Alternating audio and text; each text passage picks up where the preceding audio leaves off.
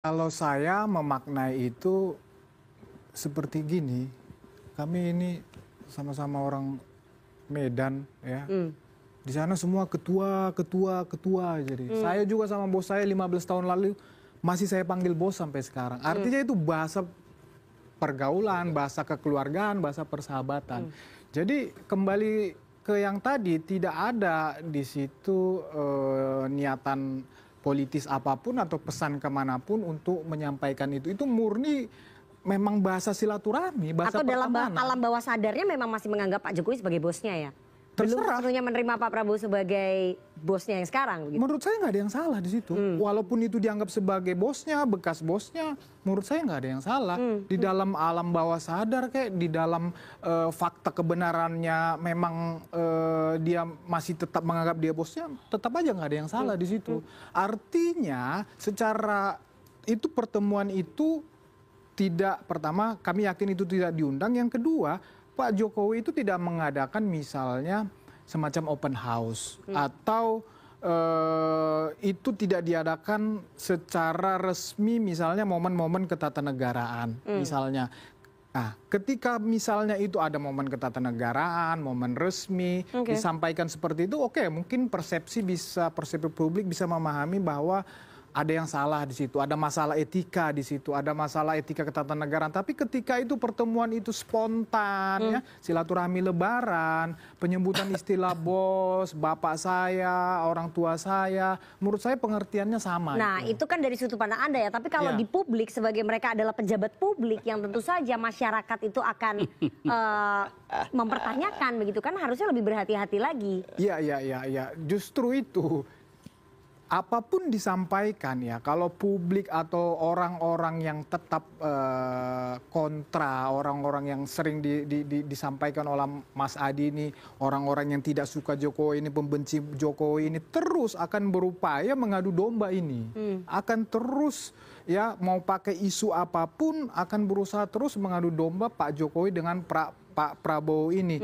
Karena mereka memang tidak senang kalau Pak Jokowi ini terus berhubungan baik dengan Pak Prabowo. Pakai isu apapun, pasti akan orang-orang itu akan seperti itu terus. Percaya deh sama saya. Sampai pemerintahan ini selesai, pasti akan begitu terus ini orang-orang itu. Jadi mau kita sampaikan apa kepada orang-orang ini? Tidak akan berubah ini orang-orang. Baik. Bang Daniel, Pak Prabowo merasa risih nggak ketika anak buahnya yang sekarang itu masih menganggap Pak Jokowi sebagai bosnya? Padahal bos utamanya adalah Pak Prabowo. Pak Prabowo juga kan suka bercanda begitu. Pak Jokowi itu bos beliau, gitu kan. Jadi biasa saja, nak. Jadi secara kultural itu statement yang biasa. Apalagi kan Pak Treng kemudian Pak BGS nyampaikan itu di samping Pak Jokowi gitu loh. Jadi kira-kira ya untuk menunjukkan sopan santun segala macam.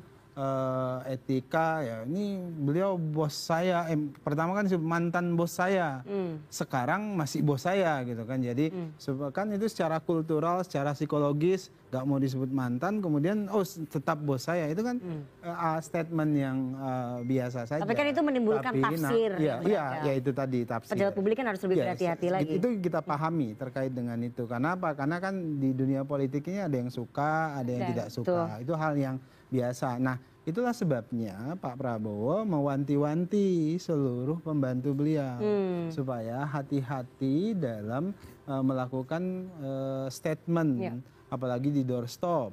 Nah, kemarin itu saya kebetulan setelah statement Pak Prabowo untuk hati-hati itu, saya diminta untuk ngisi kuliah umum di Sekolah Staf Komando Angkatan Darat. Bahkan TNI saja mulai berpikir bagaimana para komandan-komandan batalion, komandan teritorial mulai berhati-hati. Saya coaching kan beberapa hari yang lalu. Maksud saya begini, dalam statement publik, para pejabat publik harus paham terkait dengan sensitivitas. Sensitivitas itu tadi yang disebutkan oleh Mas Adi, itu terkait dengan teks dan konteks. Gitu. Nah, kenapa? Karena setiap teks pasti ada konteks. Jadi jangan sampai kemudian memproduksi narasi narasi atau teks itu yang kemudian kita tidak melihat konteks yang sedang berkembang pada saat itu. Nah, jadi tidak, kalau ada yang harus kita koreksi, saya mengamplifikasi pesan Pak Prabowo, hati-hati dalam menyampaikan pesan dan statement di ruang publik. Oke, Pak Prabowo juga memberikan pesan kepada Menko, Menteri Koordinator Pak Muhaimin Iskandar menyampaikan bahwa para menteri merapatkan barisan. Itu konteksnya apa tuh? Apakah setelah peristiwa itu seperti tadi disampaikan oleh Mas Adi? Konteksnya harus bekerja lebih giat lagi. Konteksnya dalam menghadapi banyak tantangan global misalnya saat ini harus rapat barisannya, safnya harus semakin rapat, karena kalau safnya itu senjang begitu, maka setan akan masuk di situ. Nah, provokasi pasti akan masuk di situ. Nah, itu yang harus hati-hati. Oleh sebab itulah kemudian pesan itu sebenarnya adalah pesan persatuan dari Pak Prabowo. Kalian harus rapatkan saf, kalian rapatkan barisan supaya kemudian kita bisa menghadapi tantangan dari manapun. Ya, baik. Mas Seno, dengan menyebut Pak Jokowi sebagai mantan bosnya, itu menunjukkan apa ya, loyalitas ganda terhadap pemerintahannya Pak Prabowo apa enggak? Oke, gini Mbak Nana. Simbol masih setia dengan Pak Jokowi begitu. Baik, sebagai perspektif dari yang berada di luar pemerintahan dan bagian dari generasi anak-anak muda yang melihat pemerintahan kita hari ini, harus saya katakan tegas saja sebetulnya kalau boleh saya memberi masukan, itu tidak benar, itu salah gitu. Negara ini dibangun dengan suatu aturan yang clear gitu, kepada siapa harusnya visi, kemudian kesetiaan, loyalitas menteri itu dilakukan. Kalau yang bilang kayak kita begini, kemudian misalnya saya yang bukan siapa-siapa, rakyat biasa misalnya, teman-teman mahasiswa saling menyapa di organisasi dengan sebutan kelakar seperti itu, mungkin tidak akan ada masalah. Tapi yang menyebutkan itu sebagai bos kan menteri yang di dalam tangan dan kebijakan dan ucapannya itu ada nasib sekian banyak rakyat gitu. Di dalam pikirannya ada cara untuk mentransfer bagaimana arahan presiden ke bawah loh. Kalau kemudian menteri sebagai anak buah presiden itu menganggap bahwa ada bos lain selain presiden, bagaimana rakyat kemudian bisa percaya diri terhadap pemerintahan ini berjalan di satu rel visi yang sama. Di tengah situasi seperti yang disampaikan Bang Daniel tadi, konteksnya adalah beberapa saat saja sebelumnya Pak Presiden menyampaikan evaluasi terhadap jajaran kementerian-kementerian dan anak buah Presiden, terutama di dalam konteks komunikasi publik yang dianggap Presiden secara terbuka ada banyak kekeliruan itu yang harusnya tidak dilakukan. Nah, dalam konteks itu sebaiknya untuk lebih menjaga dan berhati-hati. Kita ini negara, bukan ormas, bukan komunitas, bukan organisasi. Artinya dalam menyampaikan apa yang keluar dari para pejabat publik, artinya itu adalah pandangan negara. Kalau orang-orang yang duduk di jabatan negara itu menyampaikan seenak-enaknya sendiri, mungkin harus kita sama-sama bikin diskusi dan belajar bareng lagi sama teman-teman mahasiswa komunikasi ini untuk tahu harusnya tepatnya bagaimana nih di depan publik menyampaikan. Karena menteri itu jabatan yang strategis, menteri itu jabatan yang penting, dan rakyat ingin melihat kedaulatan politik pemerintahan Pak Prabowo. Dan kesetiaan pada presiden, bukan pada orang-orang lain siapapun dia. Oke, baik. Saya bacakan ya, ini ada concern dari Presiden ke-6 Republik Indonesia, Pak SBY, soal matahari kembar. Oke, dalam satu momen, ini bukan pertama kali ya Pak SBY menyampaikan ini. Sebetulnya kalau kita hitung sudah 3 kali Pak SBY menyampaikan ini. Saya sudah pensiun presidennya Pak Prabowo Subianto dan saya mengatakan tidak boleh ada matahari kembar. Ini disampaikan Pak Susilo Bambang Yudhoyono, dan Pak SBY tidak menyampaikan ini 1 kali, tapi berkali-kali. Jadi artinya ada concern dari Pak SBY bahwa jangan sampai ada matahari kembar dalam pemerintahannya Pak Prabowo. Saya mau ke Bang Idrus ya, Bang Idrus, menteri-menteri ini tidak merasa ya ada concern bahwa jangan sampai ada matahari kembar. Pak SBY aja concern loh, jangan sampai ada matahari kembar. Jadi kan harusnya loyalitasnya ini hanya ke Pak Prabowo aja gitu loh. Jadi pertama saya ingin alur dulu ya dari pernyataan ini kan masalah bos. Jadi kalau Mas Treng tadi itu mengatakan mantan bos, ya, jadi lalu kemudian dibilang bos. Artinya dia ingin mengatakan bahwa mantan presiden saya. Lalu kata bos yang kedua itu terkait dengan status lain. Apa? Bukan status formal sebagai presiden. Bisa saja itu tadi karena penghargaan, ada status sosial, ada apa dan lain-lain sebagainya. Nah itulah namanya, jadi ada pergaulan sehari-hari dan menyebut bos itu sebagai sebuah penghormatan. Dan penghormatan karena ada status yang berbeda dan ini sudah berubah. Dan oleh karena itu saya punya keyakinan Mas Treng itu secara spontan yang menyampaikan, dan saya tadi saya konfirmasi Ya benar Bang, yang salah itu kalau saya katakan ini adalah presiden saya. Itu yang salah, itu bukan lagi masalah Mas Seno tadi, itu bukan masalah etika. Dalam Kamus Besar Bahasa Indonesia, bos itu sama dengan atasan. Jadi sebenarnya kalau kita ingin Pemimpin, melihat itu sama sinonimnya, jadi Bang. itu sebenarnya dulu itu pelesetan dari bahasa itu adalah tuan sebenarnya. Kalau kita ingin mencoba melihat dari itu, lalu kemudian Belanda, lalu kemudian jadi bos itu untuk menghindari kata-kata tuan, karena kalau berarti tuan, maksudnya Pak Jokowi tuannya ya? Nah jadi bukan itu, Gimana? tapi karena itu kan menggunakan kata bos itu adalah sebagai sebuah bahasa yang digunakan untuk menghormati, ya dan itu kalau sebagai sebuah penghormatan, saya juga kadang-kadang yang mengatakan ini bos saya, lalu bayar bos.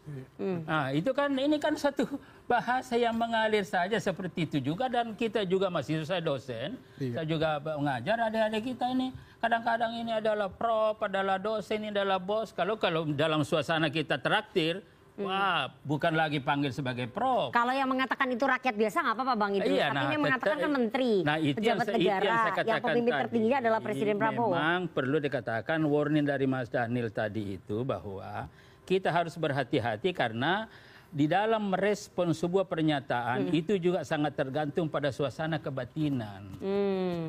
Gitu loh, kalau lagi senang itu pasti husnuzon. Kalau lagi suasana kebatinannya lagi ini misalkan itu pasti suudzon. Dan ini punya implikasi di dalam komunikasi-komunikasi yang ada, di dalam penafsiran yang ada. Belum lagi kalau kita lihat dalam perspektif politik praktis. Ketika ada kepentingannya dia positif.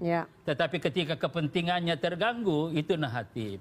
Nah inilah sebenarnya yang perlu kita bangun ke depan Mbak Nanaya. Jadi ini ada suatu tradisi di dalam merespon sesuatu, tidak hanya tergantung pada suasana kebatinan, tetapi itulah saya setuju kalau ini adalah akal sehat yang kita kedepankan. Jadi rasional. Ini juga nanti saya kira Mas Adi, kalau kita mencoba melihat situasi masyarakat kita sekarang ini memang agak susah antara rasionalitas politik dan psikososial politik. Nah lebih banyak kita mengedepankan psikososial politik karena itu rasa suasana kepentingan dan lain-lain sebagainya. Tetapi memang juga perlu, saya dukung warningnya Mas Daniel. Harus lebih hati-hati. Lebih berhati-hati karena pernyataan yang kita buat tidak bisa lepas daripada posisi kita. Kalau memang posisinya menteri itu juga yang ada di pikiran orang, wah dia menteri. Meskipun misalkan canda dan lain-lain sebagainya, itulah salah satu resiko daripada posisi kita. Nah kalau ada orang berbuat di luar posisi yang itu namanya overacting. Nah jangan sampai kita overacting dalam dunia politik praktis juga. Ini juga akan membawa akibat yang sangat luar biasa dan itu akan semakin mengganggu kohesivitas sosial dalam kehidupan. Bang Idrus, tapi Golkar nggak merasa ya bahwa memang publik ini khawatir ada matahari kembar?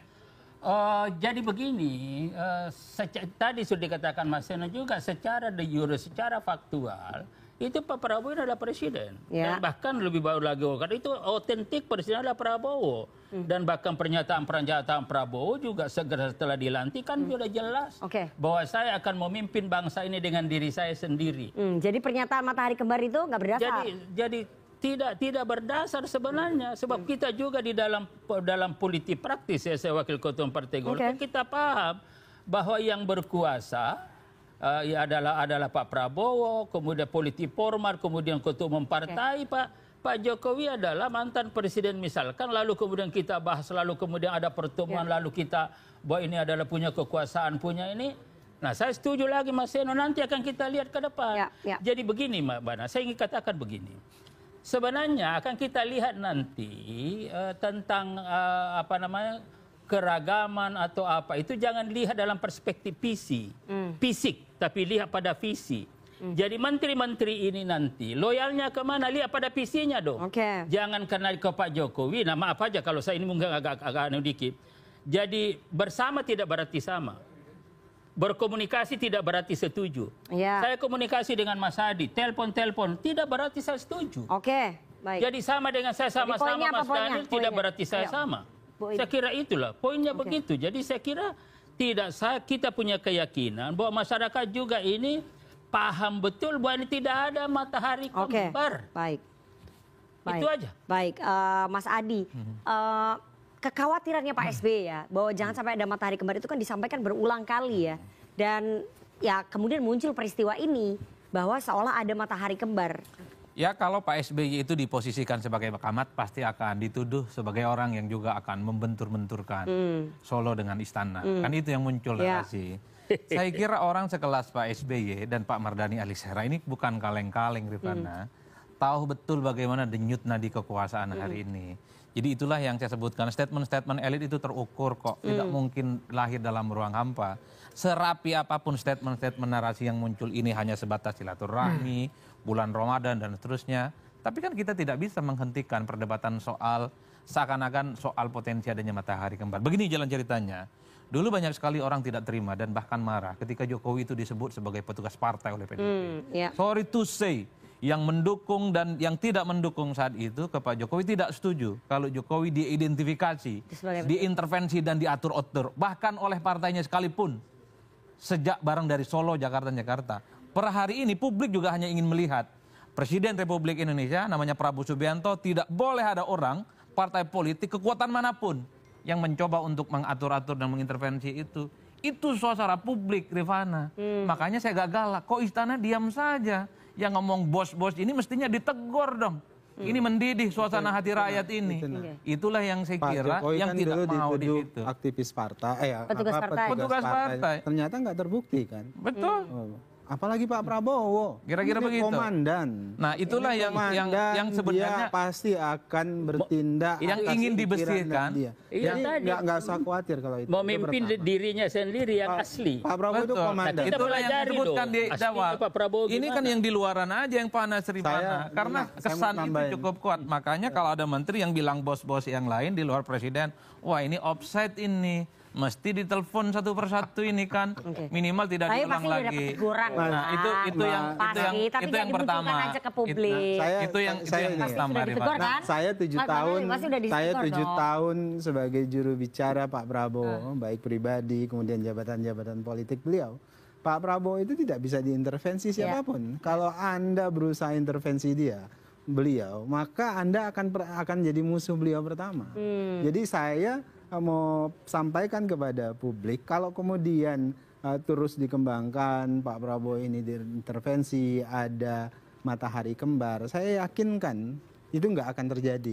Kalaupun ada upaya misalnya narasi ada matahari kembar yang terus dikembangkan, mungkin adalah upaya supaya Pak Prabowo kesel begitu. Tapi Dan gini, saya yakinkan Pak Prabowo tidak akan terpengaruh dengan Tapi itu. menteri-menteri itu udah ditegur belum? Loh, kalau terkait dengan menteri-menteri itu yang tegur, tentu Pak Prabowo yang paling tahu. Saya nggak Tapi punya begini, kapasitas Nana. untuk Ya, itu. saya sedikit Tapi yang jelas begini, menteri dan para menteri juga paham bahwasannya, misalnya dalam kasus Pak Treng, memang gaya Pak Treng itu begitu kan. Artinya tidak ada maksud kemudian menempatkan beliau punya dua bos. Tapi memang gaya komunikasi beliau yang memang terbiasa dengan bercanda begitu, itu kemudian muncul sebagai bentuk penghormatan. Jadi kemudian ya itulah yang kemudian dimanfaatkan oleh mereka yang tidak suka sebagai batu untuk melempari para menteri yang ngomong tidak tepat tadi. Nah, dikit-dikit ini. Jadi saya katakan gini. Jadi memang yang kita pahami ya, saya ada 2 tahun saya di situ di Koalisi Merah Putih dulu, bahwa itu tidak intervensi, tidak berarti anti kritik. Tetapi Pak Prabowo adalah sangat terbuka untuk menerima masukan-masukan. Yang penting rasional, objektif, dan faktual. Dan oleh karena itu kita lihat sekarang langkahnya kan.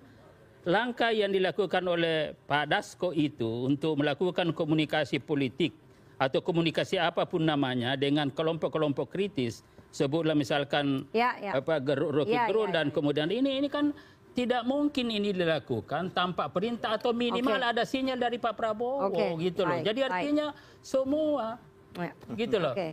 Mas Adi mau menambahkan sedikit? Ya saya kira kalau kita mau jujur ya, semua menteri Kita jujur kok Mas Adi, jangan kalau kita mau jujur, kita jujur. saya ingin mempertegal bahwa semua orang yang di sini itu jujur. Ya jujur. Bahwa saya kira semua menteri dan wakil menteri itu punya bos, Rifana. Menteri-menteri dari partai saya kira, ketua umum partainya itu adalah bos mereka. Betul. Tapi secara explicitly mereka tidak pernah mengatakan, sejak dia menteri, wakil menteri, tidak pernah secara terbuka ini adalah bos saya. Ini tentu untuk menjaga suasana kebatinan publik. Ya, ya. Bahwa kesan-kesan yang dimunculkan itu hati-hati. Apalagi beberapa waktu yang lalu, Pak Prabowo itu kan reminder, ini kan soal komunikasi kepada publik. Ini mungkin bahasa informal, bahasa persahabatan, bahasa penghormatan, ada orang tua, ada orang spesial yang telah membuat dirinya untuk menjadi orang penting saat ini.